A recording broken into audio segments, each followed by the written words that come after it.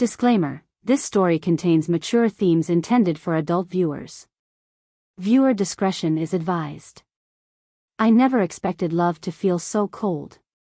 It was a quiet Sunday morning, the kind where the air smells like brewed coffee and burnt toast, and the only sounds are the soft clatter of a pan and the occasional sigh of a tired marriage. I was standing at the stove, flipping eggs that neither of us wanted, wearing his old t-shirt, once a sign of affection, now just cloth that barely carried the warmth of what used to be us. My name is Jenna. 34, married 7 years, no kids. People say we're lucky, 2 successful careers, a house in the suburbs, and the kind of love story that looked picture perfect on Instagram. But those pictures don't show the silence in our home. The way he looks past me now, not at me. And I've learned that distance in a marriage doesn't come with screaming or slamming doors. It comes softly, in things left unsaid. Then this morning, something changed. As I stirred the eggs absent-mindedly, thinking about the text I saw on his phone last night, "Can't wait to see you again," his arms suddenly wrapped around my waist. Firm. Familiar. Too familiar. It shocked me. Not because it was romantic, but because it wasn't like him anymore. Not recently. Not after months of brushing past each other like strangers. "Morning," he murmured, lips brushing my neck. And something inside me cracked. "Don't," I whispered, voice caught between longing and fear. But I didn't pull away. Not yet. Because for a moment, I needed to feel wanted again, even if it was fake. Even if it was guilt. His hands lingered, and for a second, the kitchen blurred. His breath was warm, but my heart was cold. There was too much he wasn't saying. And there was too much I already knew. My husband's name is Nathan. Handsome. Charismatic. The kind of man who made everyone in a room feel seen. But somewhere along the line, he stopped seeing me. And while I stood there letting his touch confuse me, I realized something terrifying. This wasn't passion. This was manipulation. Because I wasn't the only one he had been touching. I turned to face him, trying to read his eyes, but they gave nothing away. That's when I decided I wouldn't confront him. Not yet. I would wait. Watch. Find out everything. Because love is blind, but betrayal sharpens your vision. And just as I took a deep breath to steady myself, my phone lit up on the counter with a message from a name I wasn't supposed to know. "He's lying to you. Meet me tonight." I froze. I stared at the glowing message, its presence louder than Nathan's breath on my neck. The words on that screen burned into me, truth cloaked in mystery. Still, I slid the phone away, slow and careful, like burying a secret under the floorboards. He didn't notice. Or pretended not to. Nathan's hands were still resting on my waist, but the warmth didn't reach his fingers anymore. It was all for show. A scene in a play we'd rehearsed too many times. I felt like a prop in my own kitchen. And yet, I couldn't help but lean back, just slightly, into him. That confused part of me, the one still longing to be chosen, kept pulling me toward a version of him that may not even exist anymore. "You've been quiet lately," he murmured, lips brushing my ear. "Everything okay?" I turned, slowly, letting my eyes meet his. "Shouldn't I be asking you that?" There was a flicker, guilt, or maybe irritation, but it vanished before I could hold it. He smiled, that soft, practiced smile. "Just busy. Work's been insane." "Work doesn't send hearts in text messages," I wanted to say. But I didn't.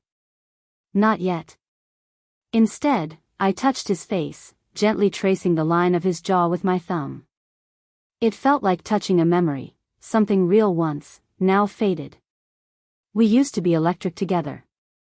Every kiss, every argument, every stolen glance in a crowded room used to spark with something real.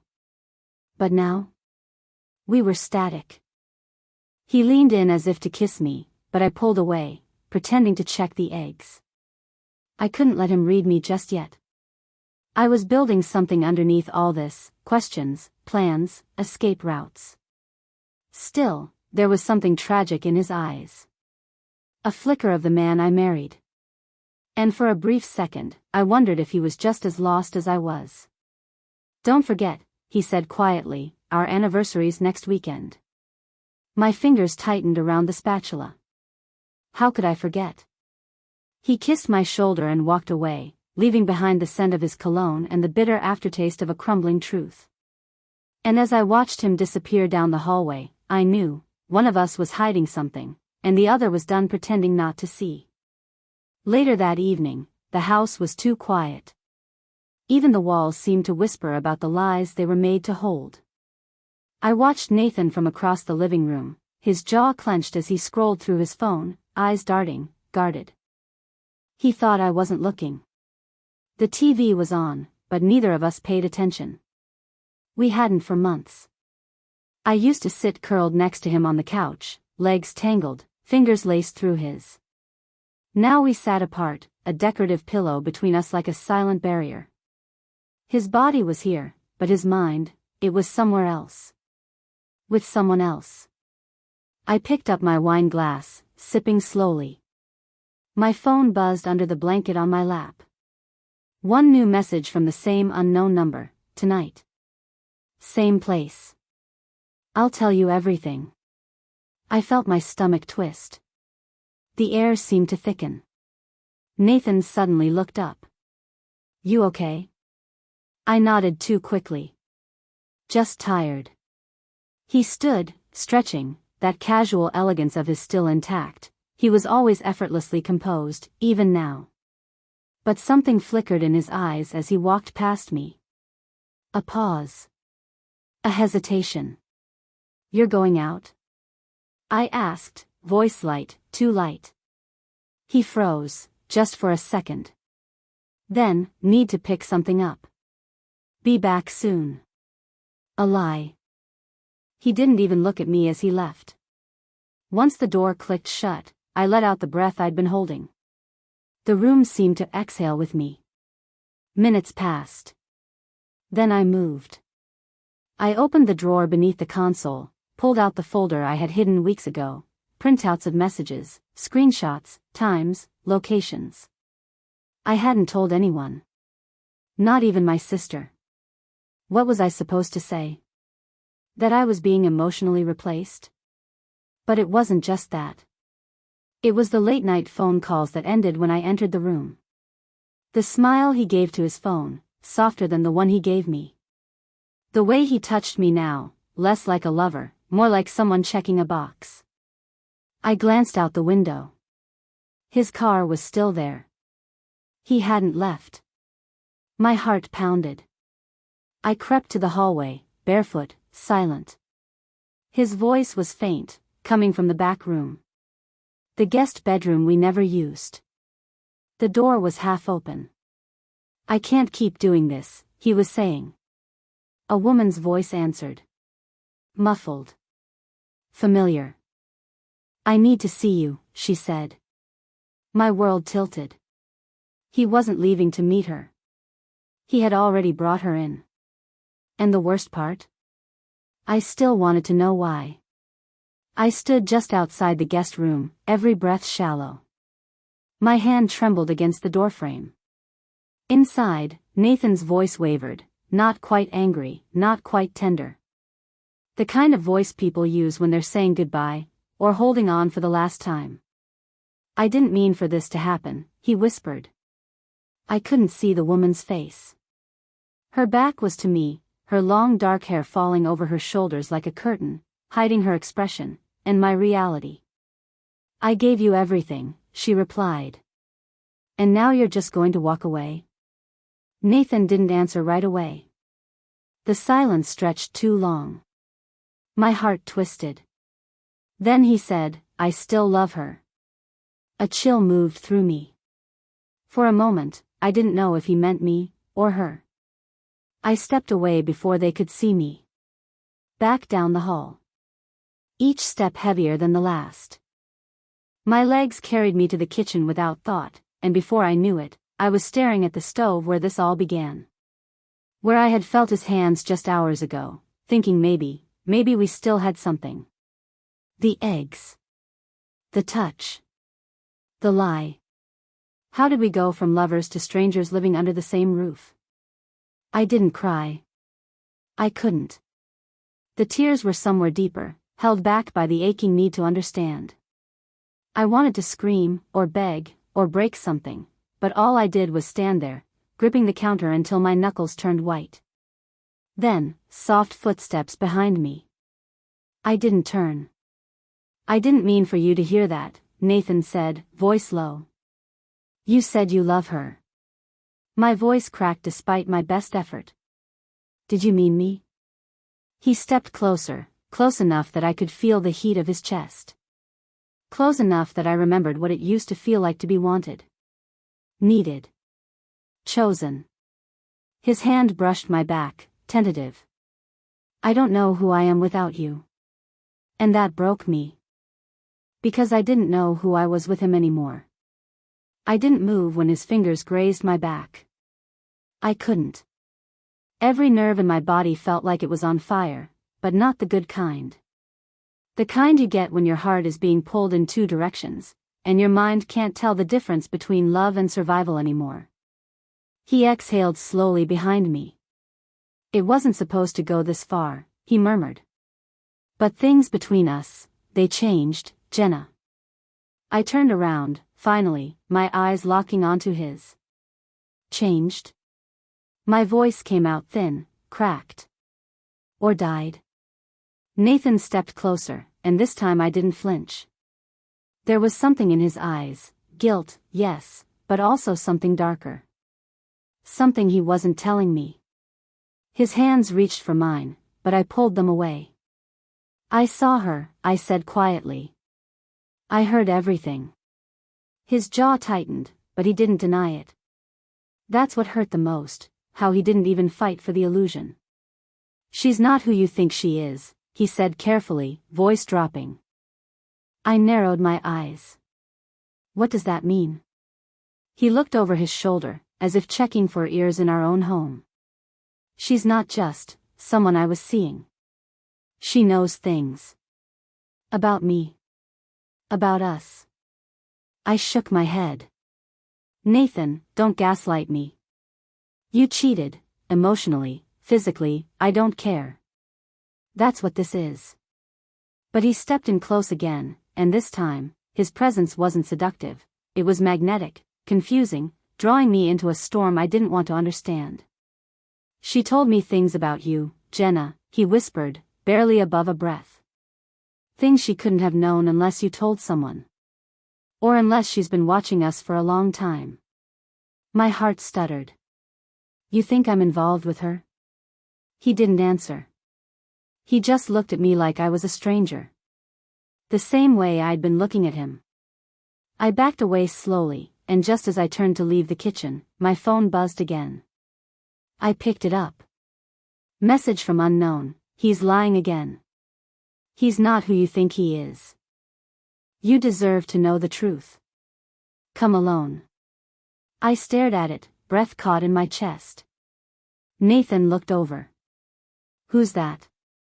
And I did something I hadn't done in months. I lied. "No one." The rain started as I stepped out of the car. Cold droplets clung to my skin like truth I couldn't wash away. I stood at the edge of the abandoned park Nathan and I used to walk through in better years, before the silence, before the late nights, before the messages.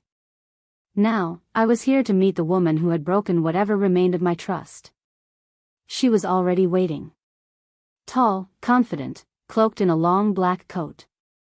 Her eyes met mine, steady and unreadable. No introduction.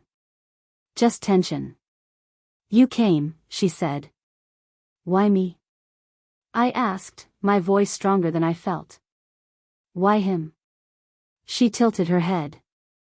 "Because I was part of his life long before you were. And because he's not who you think." I stepped closer. "Then show me." She handed me a folder. Photos. Emails. Not just of Nathan with her, but with others. Over years. Affairs. Secrets. A double life. I felt the weight of every page hit harder than the last. Then she whispered, "He told me he'd leave you. He lied to both of us." I closed the folder, my hands shaking. So this, all of this, was to expose him? Her eyes softened. No. That part was revenge. She stepped forward, closer than before. But then I saw you. And I realized, he didn't deserve either of us. My breath caught. Her hand gently touched mine, not forceful, but steady. A touch full of understanding. Of knowing. "I didn't plan to fall for you through the shadows," she said. But I did. And in that rain-drenched silence, I felt something I hadn't felt in a long time, seen. Behind us, headlights approached. Nathan's car. I turned toward the road, heart pounding. But when I turned back to the woman, she was gone. All that remained was the folder in my hand and the ghost of a touch that had changed everything. Days passed, and the world didn't end. It just quietly rearranged itself. Nathan left that night. No dramatic goodbyes. No last-minute apologies. Just a suitcase, a slammed door, and silence that stretched into something permanent. There were no tears when he left, only a dull ache where our life used to be. I burned the folder the next morning. Not because I wanted to forget, but because I didn't want to carry it anymore. The evidence, the betrayal, it had served its purpose. I knew the truth now. That was enough. The woman never contacted me again. I still don't know her name. But her touch? Her words? They lingered longer than Nathan's ever did in those last months. She saw through him. And maybe, in the end, she saw through me, too. I spent the following weeks undoing years of pretending. The house, once filled with polite silence and beautiful lies, slowly became a space of healing. I played music again. Cooked for myself. Slept across the whole bed without apologizing for it. And one night, while washing dishes, I caught my reflection in the window, tired, soft, a little wiser. I didn't look broken. I looked free. Love doesn't always end the way we want it to. Sometimes it unravels slowly, thread by thread, until you're standing in the ruins asking yourself, was any of it real? But here's what I've learned, even betrayal has purpose. It wakes you up. It sharpens your boundaries. And it reminds you that love, real love, starts with the relationship you have with yourself. I wasn't the victim in this story. I was the survivor. And if you're watching this, wondering if you'll ever heal from being lied to, left, or forgotten, this is your reminder, you're not alone. And your story isn't over. 2.